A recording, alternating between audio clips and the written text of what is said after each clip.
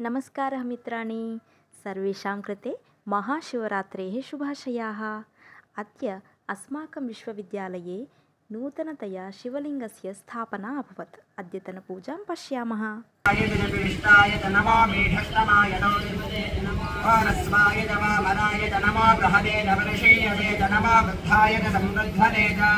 नमो अग्र्याय प्रथमाय नमः शवेदाय नमः शीघ्राय शीघ्राय नमः ऊर्ध्याय न्याय।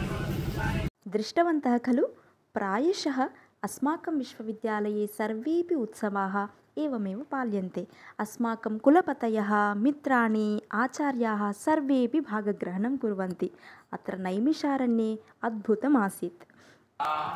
त्वचे स्वाहा त्वचे स्वाहा लोहिताय स्वाहा लोहिताय स्वाहा मेदोभ्यः स्वाहा मेदोभ्यः स्वाहा मागुंसेभ्यः स्वाहा मागुंसेभ्यः स्वाहा स्नाभ्यः स्वाहा स्नाभ्यः स्वाहा स्तभ्यः स्वाहा स्तभ्यः स्वाहा मज्जभ्यः स्वाहा मज्जभ्यः स्वाहा। एवं शिवस्य अभिषेकानन्तरं प्रदक्षिणां कृत्वा मित्रैः सह चित्राणि स्वीकृत्य शिवस्य भजनमपि कृतवन्तः। पश्यन्तु, सङ्गीतं के न इच्छन्ति, एकस्यापि आस्वादनं कुर्मः।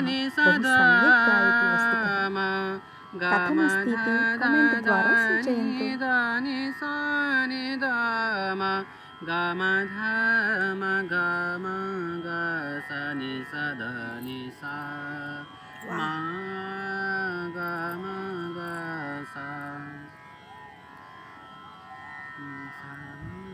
ओम नमः शिवाय ओम नमः शिवाय हर हर भोले नमः शिवाय ओम नमः शिवाय ओम नमः शिवाय हर हर भोले नमः शिवाय ओम नमः शिवाय ओम नमः शिवाय हर हर भोले नमः शिवाय ओम नमः शिवाय ओम नमः शिवाय हर हर भोले नमः शिवाय ओम नमः शिवाय ओम नमः शिवाय हर हर भोले।